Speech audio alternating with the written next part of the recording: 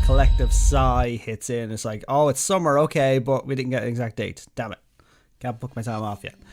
I love the trailer, first and foremost. Although the music at the beginning, while it is great, I don't feel it fully matches what's going on. Up until this point. Come now. There's no cause for panic. It doesn't fully resonate with me. With all the videos I create, I get into the habit of matching music to scene. So what's going on? Is something serious? Is something suspenseful? Is something going very slow? I have to match the music to what's going on and what I'm talking about. So I've been paying more attention to this in the stuff I watch. And it's mainly in this trailer. It's only in this part that it's just like, the music's great, but I don't feel it fully resonates with what's going on here. But anyway, let's pick the trailer apart piece by piece. I have a number of things I want to point out here. So the trailer starts off normal, the same way it's always started off. So you have everybody on the boat. Although you have to pay attention to who's on the boat. The Warrior of Light there, Alpha No's there as well. Wyrmlimion is there, and Erenville is there. And I feel like there's a fifth person, but I'll get back to them. The interesting thing is Alisaie is not on the boat. So if you recall what's going on at the moment, so with the end of 6.55, main story that we did in 6.55 is the story plot point that leads next into the next quest, which is in Dawntrail. Now all the NPCs are in position and everything else is ready for us to traverse over to Tural via one of those smaller Charlian boats in the harbour. Wyrmlimion is here at the moment, so she's like, a shame we have to leave Tural so soon. I would have loved to have visited Eorzea, or at very least see more of Charlian. While I have seen it is pretty impressive though, I wasn't expecting a city of scholars to carry such impressive arms in their shops. The quests in FF14 are designed to be digested one to the next and the next and the next. Like, we, as people who have done this quest now, we have a few months until Dawntrail. So she's like, shame you have to leave Charlian so soon. Lady, you're going to be here for the next 5 or 6 months. So this is literally, as soon as we finish this quest, we're heading off to Tural. So discount the wait. The main reason I'm pointing this out is because Alisaie is coming with us, of course, but Alisaie is not on the boat. So we first see Alisaie later on in the trailer. So I wish I had somebody in my life who looked at me the way Alisaie looked at that fish, you know? That's the first thing I always thought. She's like, what a fish! I love this fish! But the point I was trying to make is, we can't take the trailer literally, because the trailer shows us everything entirely out of context. So it's showing us what we want to see in terms of a trailer for an upcoming expansion. If you think about the previous expansions, their trailers were entirely out of context as well. Our Warrior of Light didn't miraculously teleport onto Norvrand and start fighting a Sin Eater and start changing it to multiple jobs. That's a prime example. Or cutting the sky immediately. So everything has to be, it's out of context, but that's just the way it has to be. Like, Endwalker was the same thing. Us fighting in Lanosia never happened, for example, but it showed off the new job of Sage. So the first thing I want to point out is the fight scene that happens multiple times during this trailer. So we have this fight going on with this very large two-headed Mamulja and the Warrior of Light circling each other, getting the measure of each other. You can't sense there's like an urgency with this fight going on. And that's the point. This fight is not to the death, despite the fact that they are going ham on each other essentially. My piece together of what this fight is that this Mamulja right here is the current Dawn Servant of Tural, whose name is Gulul Jaja. So he's the current Dawn Servant, aka the King of Tural. And he's in his big palace here, and the Warrior of Light is as well. In terms of this fight that's going on, I feel that the fight serves two purposes. The first one is to serve as the fact that we are going to be fighting for Wyrmlimion's claim to the throne of the Dawn Servant and leadership of Tural. So this is what this is emphasizing, that we are going to be fighting for this throne. But the second, I feel what's going to happen in Dawntrail is we are going to have a mock battle or a sparring match against the current Dawn servant Galul Jaja. But I feel that it's a sparring match. I feel that Galul Jaja is weighing us, essentially. So he's like, alright, you're going to be fighting on behalf of my daughter and to essentially take the throne, take my place. I want to take your measure. And I have a feeling that the king is going to do this to all of them. So he's doing this to the Warrior of Light Knight now, but he's going to take the measure of the other participants. He wants to see what they're like. He wants to see if they're worthy of actually fighting for the throne. Because you can't have people just rocking up just going, I want to claim the throne even though I have no reason to be going for it. You can't just let people do that. So it makes sense that the current Dawn servant is taking the measure of their participants, which is why there's only 4 participants vying for the throne at this time. Not like 50 different participants just going, oh, the throne is up for grabs, let's just go over there and fight for it. It's not like that. He doesn't want the wrong person sitting on that throne either. But in the end, whoever proves their worth and whoever wins claims the throne. But that's what's happening in this fight. These two are just taking their measure. And I can tell immediately it is the king by the elaborate headdress. It's similar to Aztec and Inca headdresses that they used to wear, or high-ranking figures used to wear. But you can also tell his age. He doesn't look like a young Mamulja. He looks like a battle-scarred old warrior. Exactly what the king is. The king is reaching his twilight years and he wants to pass the throne on to somebody younger, somebody stronger, somebody with new vigor to lead Tural into the next era. The second thing I wanted to go through is the participants in the vying for the throne of the Dawn Servant. Wyrmlimion has stated that there are 4 parties vying for the Dawn Servant's position in Tural. So four factions are vying for this throne. The first one is Wyrmlimion, who apparently is doing this by herself until she recruited the Warrior of Light specifically and his entourage in order to be her champions. The second faction is Kawana, who is apparently a Sharlayan scholar, or was or is. We don't know if he is still a Sharlayan scholar, but I have a feeling that he is the one who has been seeking archons for his vying for the throne. So it's likely somebody very similar to the archons that we know, which is most of the scions. And he's the one that specifically recruited Thancred and Urianger. And by the looks of it, he only recruited Thancred and Urianger. Although, if you recall a couple of patches ago, they did state that he was seeking archons. Plural. So he was seeking multiple archons. Now, archons are nothing rare. Well, they are rare. Like every profession has one archon. But the point is, he's recruited those 2, but we don't know how many other archons he's recruited. And we haven't seen that many archons. So we're not really sure what this faction's going to be doing. But it seems to be a brother-sister rivalry now vying for the throne. And the fact that they are his children is what their claim is to the Dawn Servant's throne. So, the first claimant is Wyrmlimion. The second claimant is Kawana. The third claimant is likely this antagonist Mamulja figure here. And the fourth claimant is probably this Hure, who we don't know. So, she wants it for all the right reasons. Brother probably wants it for similar reasons. This Mamulja, whoever he is the antagonist. He wants it for all the wrong reasons. He wants to go to war ASAP. And then you have this fourth faction here who we don't actually know anything about. But we don't know whether or not these people haven't recruited people from Sharlayan either or from other locations. The reason I say this is because if you look at this trailer, a lot of the stuff, as I said, a lot of stuff is disjointed. However, you can take some stuff as symbolic value. And the reason I say this is, for example, Estinian is a great example. At the end of 6.55, we noticed Estinian was heading to Tural on his own.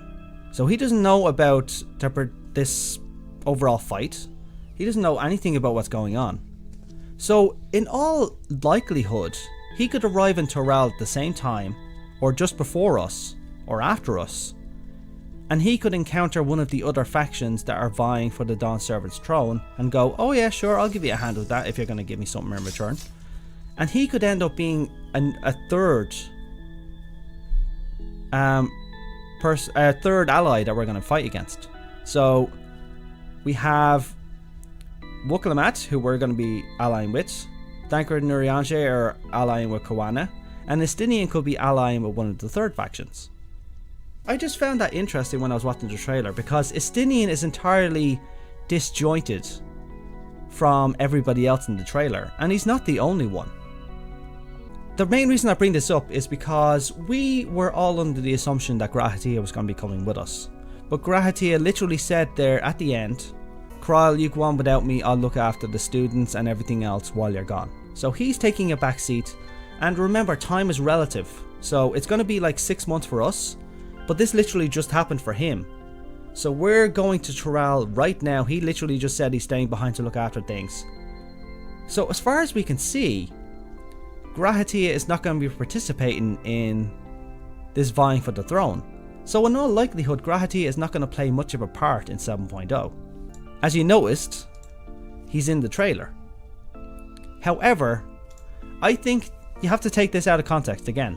I think they only put Grahatia in this trailer because it would have looked weird if Grahatia wasn't in the trailer. Grahatia is such a popular character that not putting him in the trailer would have made people go, wait, where's Grahatia? Why isn't he in the trailer? Krile's in the trailer, why isn't he? But he's not really interacting with anybody either. So he's just in the trailer just to show that he's going to be in the trailer. Like, granted, he may show up in Tural maybe at the end of 7.0, halfway through it, or maybe 7.1 and beyond. But I don't think he's going to play a major role in what's going on. He's already stated he's going to stay in Sharlayan and look after the students, which is what he promised to Krile. Now, the reason I'm bringing this up is because we have a second character who is entirely on her own out of context. So that character is Y'shtola. Y'shtola is just there looking at this statue of the Dawn Servant, or an ancient Dawn Servant. But essentially she's there looking at her book, studying the trailer, or studying the statue. Nutkin, and then Nutkin runs off. I have a feeling this is a symbolic entry as well, just like Grahatia. So she's in the trailer just to show that she's in the trailer, because people would have want, where the hell is Y'shtola? Y'shtola is so popular, just like Grahatia. But I think she has a valid reason for not being involved in this, because if they came to her, for example, the person recruiting Archons may have actually gone to Y'shtola and just went, Y'shtola, do you want to take part in this? But as we all know, Y'shtola is a bit busy right now. She has her own goals in mind, which is finding a way to traverse the barrier between worlds. She's made great strides with that in the last few patches, but it's not there yet. She's still developing it. So she's likely gone, nothing in Tural is going to offer me something that's going to further my research. So she's not going to go. She probably turned him down. She's in the trailer, but merely to show that she's there. So she's still around, but she's not going to take part in the Dawn Servant's vying for the throne. The Nutkin is an interesting thing. The Nutkin essentially ties the trailer together. So he goes from Y'shtola, he jumps over to Thancred, and then he jumps off again. It's an interesting addition. Like, it comes out of nowhere, and he's just like... It might be symbolic as well, though. But we don't know exactly what it's symbolic of, because it is entirely...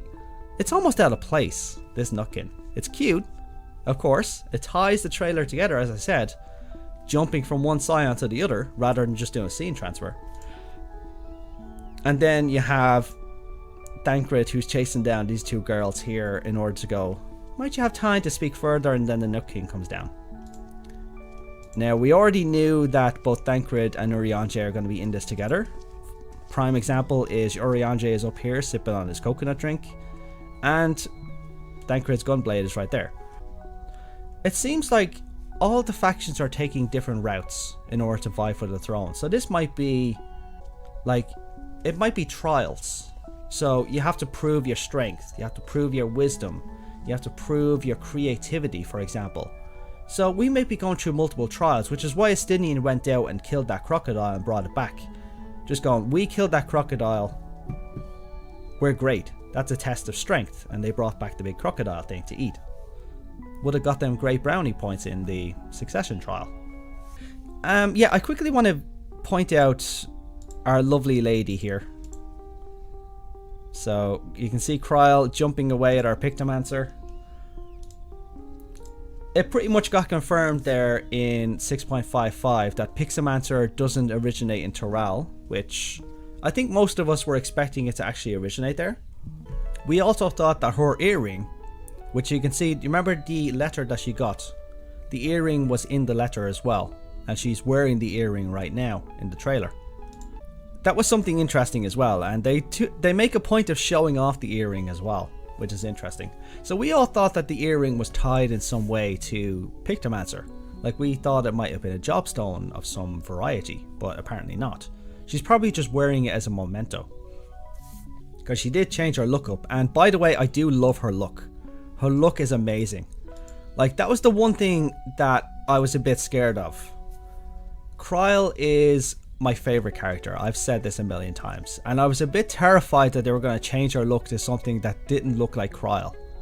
But they modified her look perfectly. They kept her overall general style and appearance, but they got rid of the long coat. They turned it into a short coat. The hood is still there, the ears are still there, but it makes it a lot easier to move in, which is exactly what a pictomancer is all about. They're all about flashy movements in order to do the spells that they do. So her outfit is perfect. I love the bag on her hip as well. It's brilliant. This holds, alongside the paints that are dangling off it, I think it holds other paints as well. The hints that got dropped in 6.55 as well were really interesting. The fact that she mentioned Archon Realm, and as soon as she said Archon Realm, I was like, I know that. Realm from Final Fantasy VI, who I don't think it was called Pictomancer. I think her ability was Scribe or Scribble, something like that, something similar to that. But I don't know if it was called Pictomancer or not, but she definitely was a Pictomancer of some variety. I don't think that means we're going to be seeing Realm in FF14. I think it's pretty much just to tie it in to say that Archon Realm was a person who created Pictomancy. So it's apparently a creation of a Charlian scholar who likely became an Archon by creating this art. So they probably achieved their Archon status by being the foremost practitioner of the Pictomancy art, or maybe they were just the most accomplished artist in Charlian, which is why they got the Archon title. A bunch of people were saying, I remember seeing this in a lot of, I think this was the one time I went and read it in the last week or so. People were going, why didn't Krile fight in the patch? And I think it's twofold. I think first they wanted to keep their cards close to the chest in terms of Pictomancer. The only things we've seen of Pictomancer are in one of the trailers. So we saw it in this trailer here, and we see some of the abilities, but these abilities are not really coherent with each other. She's just spamming abilities or whatever's ready. This job is probably not ready to be shown in combat yet, which is why she didn't fight. She only used one spell, which is a spell we've already seen this thing utilize, see? Yeah, so that's the abilities that she used, which is an ability that was already completed. So that's the reason that we didn't see Krile participate in the fight. It was a sly way of doing it and a clever way of doing it as well. I do love when this is happening though. Like, the fact that it was a Spriggan was amazing to me. Like, I was literally jumping like this the entire time. So I enjoyed that. When it flies across the bridge, I like this this terrain contrast as well. So it flies across the bridge, it shows us this barren landscape at the other side, which is very similar to Thanalan. And then it cut back to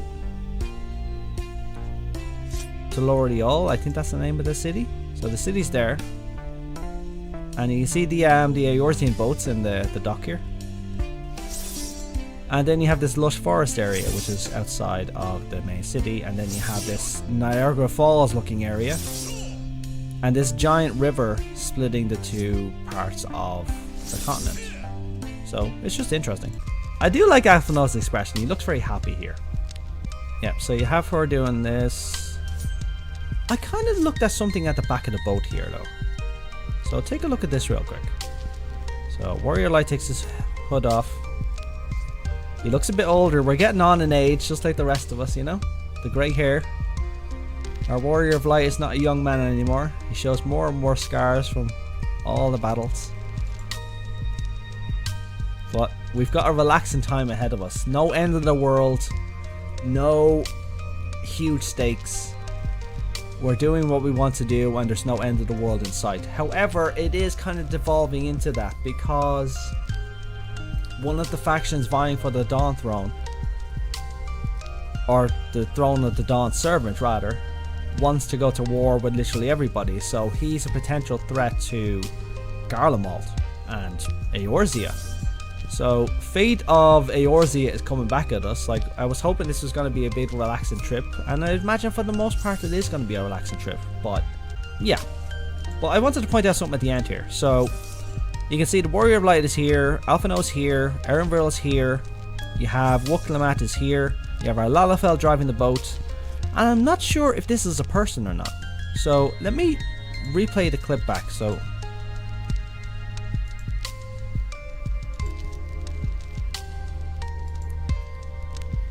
I can't tell if that's somebody standing on the back of the boat. It might just be a random character, like a crewman for this boat, because you can't just have the person behind the wheel looking after the boat. It's a small boat, sure, but I'm assuming you'd have to have crew as well. But I'm assuming that's a crew member. There's maybe a couple conflicts between those two regions because of lack of water and good terrain and crops and such. I think maybe there would have been long ago, but don't forget Tural is a lot of separate nations or separate tribes that were all accumulated under one leadership, which is the Dawn Servant and Tural, or Turoliol. I can never pronounce that word. But yeah, don't forget, it's like the United States of America, essentially. You have all these separate states once upon a time, and then they all unionized into what is now the United States. So it's similar to that. So it takes a lot of cues from North America in that respect, of all these separate states, and puts them all under the United States. That's what the Dawn Servant and Turoliol, the capital, is essentially the President of the United States and Washington DC. That balance is probably going to be threatened by the antagonist, Mulja. Because don't forget, the New World has been quiet for hundreds of years, but now they're going to get very violent because of they sense blood in the water across the sea, essentially. On to Solution 9 then. So Solution 9 was something that came out of left field for a lot of us. Like, we're all going, what the hell is this? So let's just quickly watch Solution 9.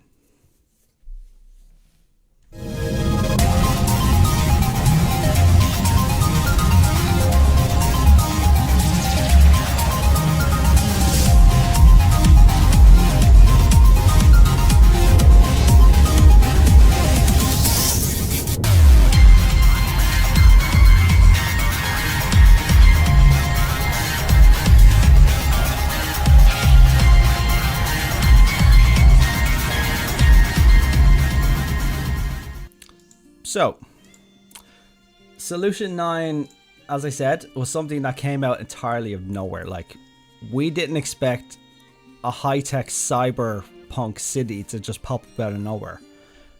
Don't take this too literally.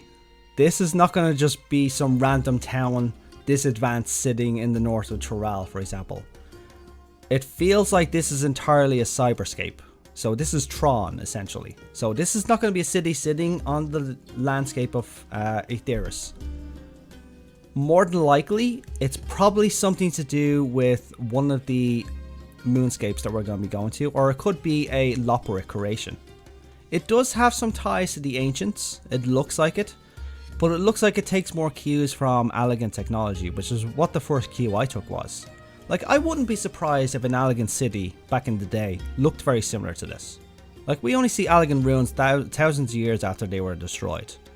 I would not be at all be surprised if this is what the developers picture in their minds of what Allag used to look like. Because you remember, tombstones and other technology are their creations, they look very advanced. it stands to reason like the likes of Azizla looks very advanced as well, but Azizla is kind of like a combination of multiple different cultures and different things. So I wouldn't be surprised if Allag looked similar to this in the minds of the developers, because it looks like this in my mind. It's like the Matrix or Tron, so it's likely we're going to be entering, like through an aetheryte for example, into a digital scape which is called Solution 9. Solution 9, if you don't recognize, it's a unique name first of all, isn't it? Solution number 9.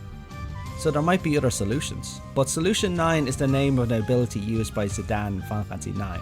My friend immediately picked up on this. I didn't pick it up on it right away. A lot of people were thinking this was Terra as well because it's called Solution 9. I don't think we're getting Terra. Another thing on the cards as well is people are thinking this is another shard, because if you remember, one of the things Emet said, some of the civilizations on the shards would surprise us. So that's another possibility as well, is that this is one of the civilizations from a different shard. It's entirely possible we may touch upon one of those shards by teleporting there as well. But I don't think they'd do it at a hub city on another shard, to be honest, just like that. So my personal opinion is this is Tron. So yeah, it is interesting. It's out of left field, as I said, but I look forward to seeing exactly what it's like. There is a few things we can take away from it. Like, I analysed this originally, and when I first watched it, like, look at that for example. Look at that advanced bike in the background. Like, we get bikes similar to this thanks to generally what FF14 is, primarily for gameplay purposes, like the Fenrir. But that's a very advanced looking, like, Tron kind of bike, isn't it? Which what leads me more into thinking that this is just some cyberscape.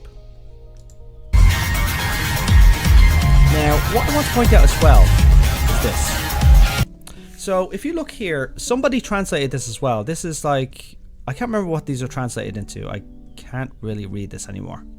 But when I first saw this, I was like, wait, that's Eorzean. But then I realized, no, it's not Eorzean. I'm like, where did I see this before? And where I've seen this before is in volume 3 of the Eorzean Encyclopedia. This encyclopedia, for example, has 3 languages. It was mainly doing it for Norvrant, but it has the Eorzean script, it has Norvrant script, which are very similar, and then it has a script called Postulated Proto-Alphabet. And what did they say about the Proto-Alphabet here? 12,000 years ago, there was but one world. It stands to reason that whatever language the ancients spoke before the Sundering, it would have survived in some form in the Reflections. The centuries of divergent history have left their mark, of course, but the uncanny similarities and relative ease with which the science adapted to their new linguistic environment are easier to accept when one considers the likelihood of common ancestry. Now, this is something important to remember. We, because of the Echo, are able to speak every language. So we can communicate with everybody. The Scions don't have this ability. So when the Scions first went to Norvrant, they had to learn how to read, write, and speak the Norvrant language. Now, the Norvrant language is very similar to Eorzean because they're all developed from a mother tongue. And this language here is the Proto-Alphabet, the mother tongue. When I compared the symbology, they were exact. So this language is not Eorzean, it's not Turali, if they even have a language. It's entirely possible they may speak this. We don't know that. We haven't seen another example of their written language, because that letter, we never got to read that letter, don't forget. But my point is, the fact that this is in a proto-language, which predates Eorzean and predates Norvrant, had me speculating that this may be another construct of the ancients. Or it might have been the Loporrits who created it, because they more than likely use the Proto-Alphabet, because that's what the ancients used. So yeah, this is the Latin of Eorzean. This is the mother tongue. This is what the ancients in Elpis read, write, and speak. This is the proto-language, the ancient language, the first language.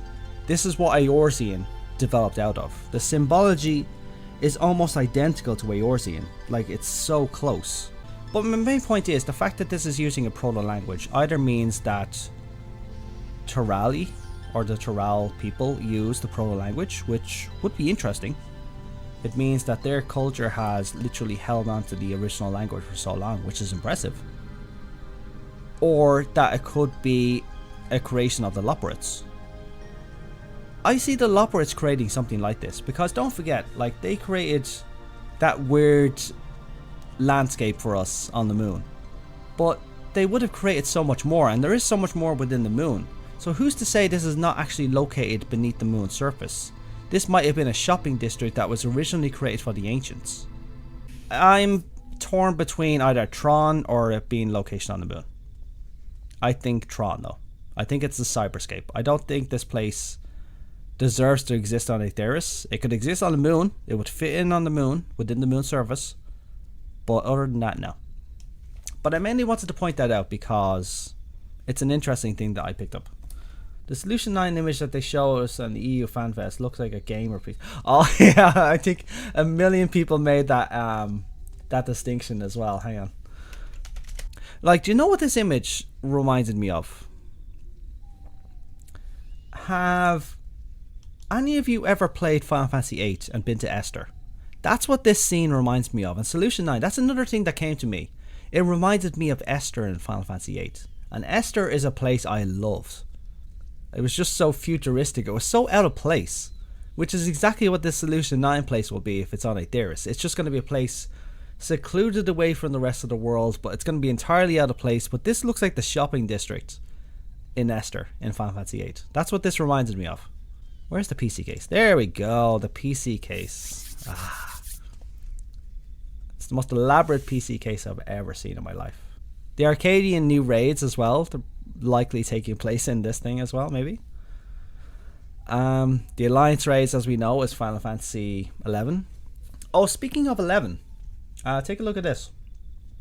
So, you recall I was going on about Galul Jaja, who is the current Dawn servant of Tural. Galul Jaja is not a new character to the series. He appeared in Final Fantasy XI as well. He's the double-headed Autarch of Mamuk, and he's the Autarch of Tural in FF14. They will participate in raids in Alzambi from the Astral Coalescence, so he's a raid boss essentially, I think.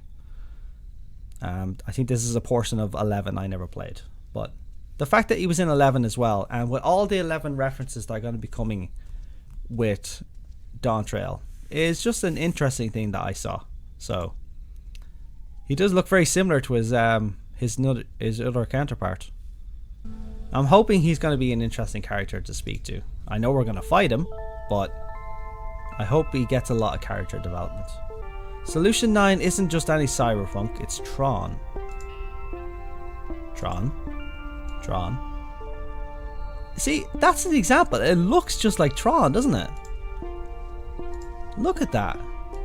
Like, the comparisons are uncanny. I'd say Tron was definitely the inspiration for when they created this, because they do take inspiration from things both real and fictional. Like, for example, Dawntrail and a lot of the areas take direct inspiration from South American history, but Solution 9 seems to just take direct inspiration from Tron. I love Tron. Tron is one of my favorite franchises. Doesn't get enough justice. I have a feeling this is on purpose. I think they did this on purpose, just as a joke, just to say gaming PC. I mean, it looks pretty, but I can't not think that they probably had the artist who drew this probably has a gaming rig very similar to this. You know that? He probably has a gaming rig, a tower with red fans, and he going, do you know what? I'm gonna make that into a building, and I'm gonna draw the art like that, and he ended up with that. It might have been sitting on his desk at home or in the FF14 Creative Business Unit 3 offices. But it's just funny. I like that. I like that art a lot. Great art. It feels like an area that an entire population is supposed to inhabit. And I'm assuming this is going to be a big area we can walk around. So it's going to be inhabited by somebody. Because you can't have just an empty area with us running around. That's not going to work. We don't know who these are. It might be Loporrits. Never know. Or digital constructs, or like that theory, refugees from another star. There's nothing really else I want to go through or that I need to go through. I've essentially gone through all the other theories that I wanted to go through. But I suppose we'll leave it with this art, again, which shows the small little details that are going into this and showing us exactly what's going on. So you have wyrmlimion there. I tried to picture what they're standing on. It's just like a rune, maybe. But the fact that Krile is in it as well is really good. I like the fact that Krile is in it. But none of our other scions are in it, that's important as well. And this character is the most mysterious. But who's to say that... Because let me go back to the notes real quick. I record all the notes for every patch. So, since ancient times, many people have called Tural home, and they've been fighting each other for nearly as long. The fighting finally stopped some 80 years ago when the reigning Dawn Servant unified the disparaging communities and founded a new nation. So, the nation of Tural is only 80 years old. That's very young. That's much younger than the other nations of Eorzea. So they have peace now, but 80 years ago they were probably warlike, and were small skirmishes and border skirmishes happening all over until they were all unified into the United States of Tural, essentially. And that is how Tyroliol came to be. Since then, we've enjoyed an era of uninterrupted peace. But my father is getting old, and he wishes to relinquish the throne to a worthy successor, one who can preserve his legacy. So that's important. It's the Dawn Servant himself wants to leave the throne in the hands of somebody who can preserve the peace and carry on the legacy. This is my issue with the current story of what Dawntrail is going to turn out to be, because when we're playing 6.55 and wyrmlimion approaches us going, I want you to fight for me for the throne of the Dawn Servant so I can rule over Tyroliol. And I'm like, okay, but what business do I have in picking the new potential ruler of this entire continent? Why does that have anything to do with me? And apparently she says it because they always got champions from different cultures in order to enrich the culture of Tural, which doesn't make sense to me, because this era of one leader over all these nations only started 80 years ago. Has there been other challenges since then?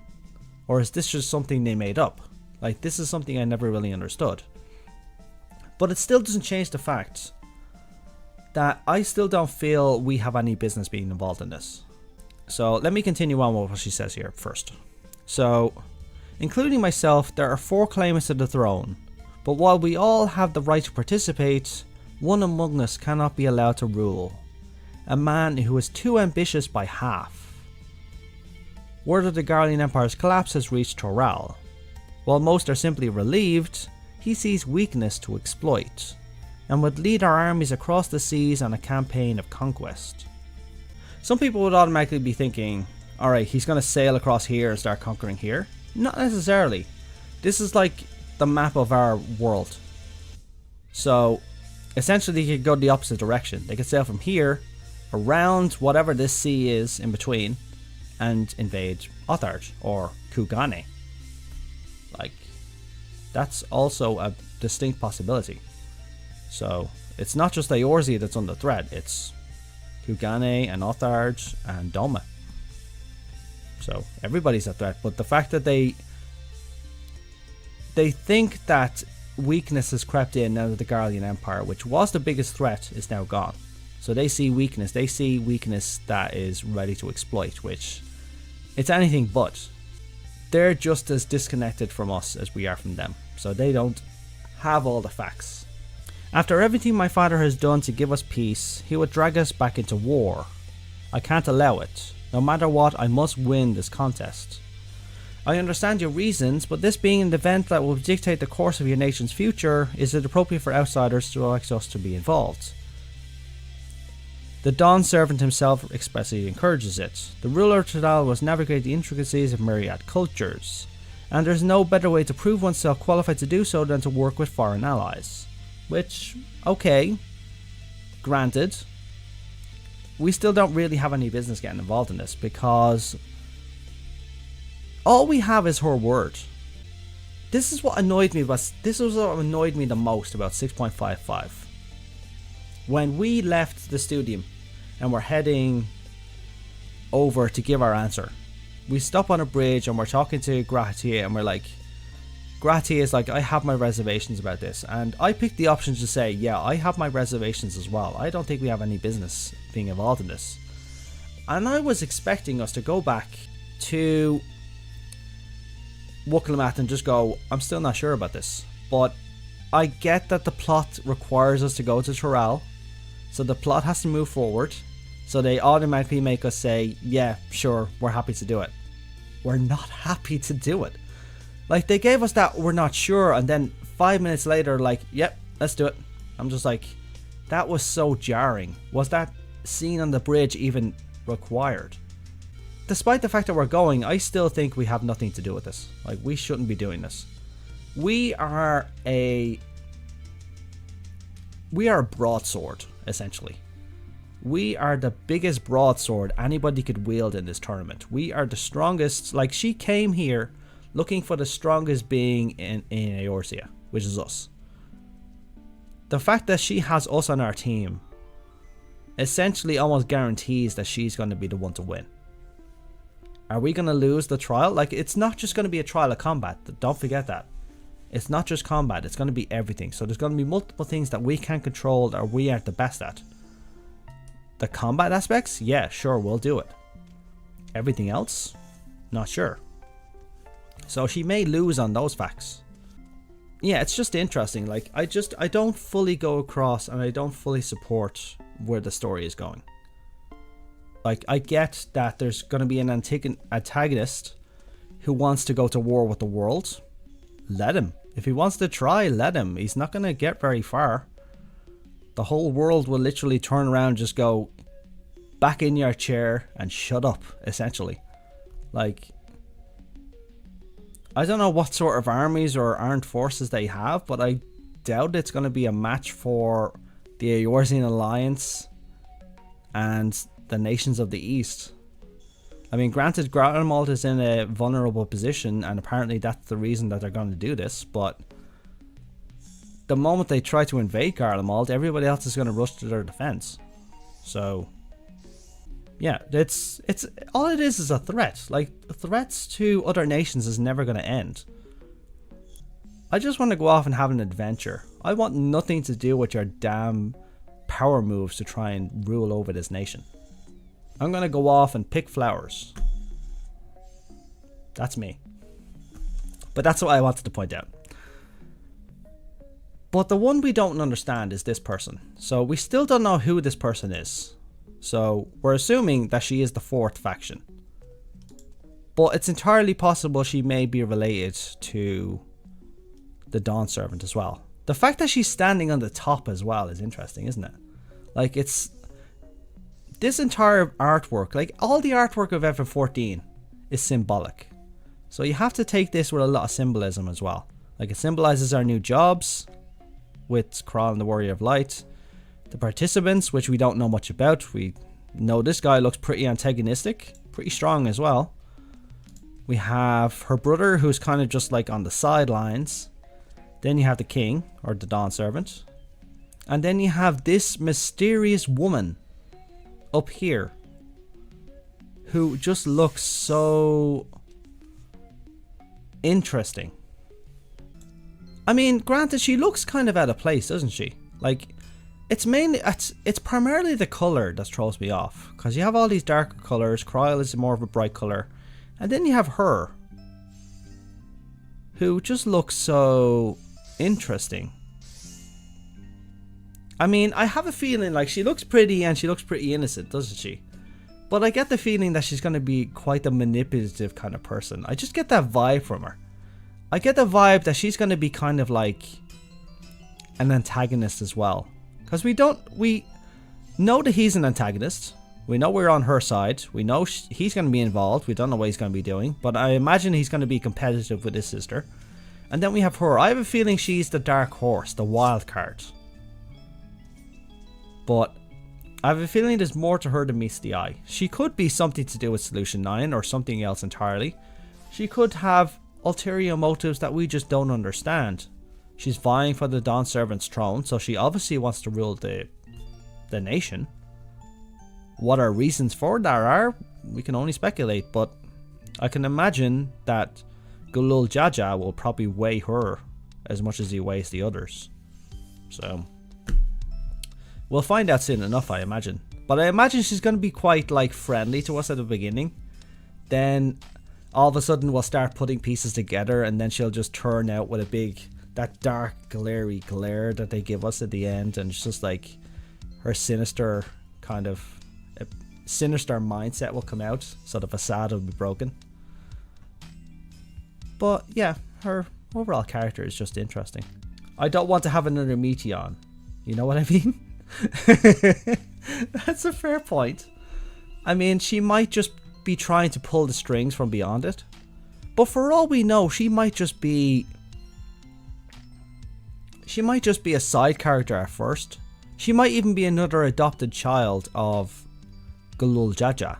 So she might be a sibling to both Kolna and to Muklamat. So she might be the third sibling. Or dare I say, she might even be the wife. I mean, I wouldn't put it past the developers to do that. To just go, this is the queen. So we have the Dawn Servant and we have the Dawn Servant's queen. I mean, she looks pretty young, but don't forget, look, that's another example. Grahati is not in the artwork. Yustola is not in the artwork.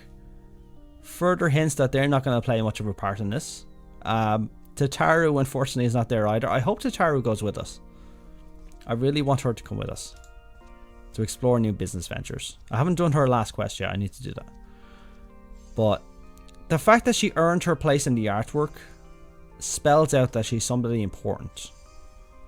But I'm going to leave the stream there. So I have a new video in the works. So my next video, I recorded it yesterday. I'm not 100% on it yet because my voice is a bit weird. So my voice recording did sound okay, but when I edit it and it doesn't sound right, I'll probably recreate it. But for now, my next video is actually in progress, and it's something it's a subject I'm passionate about, and I've put a decent amount of work into it. A lot of research as well.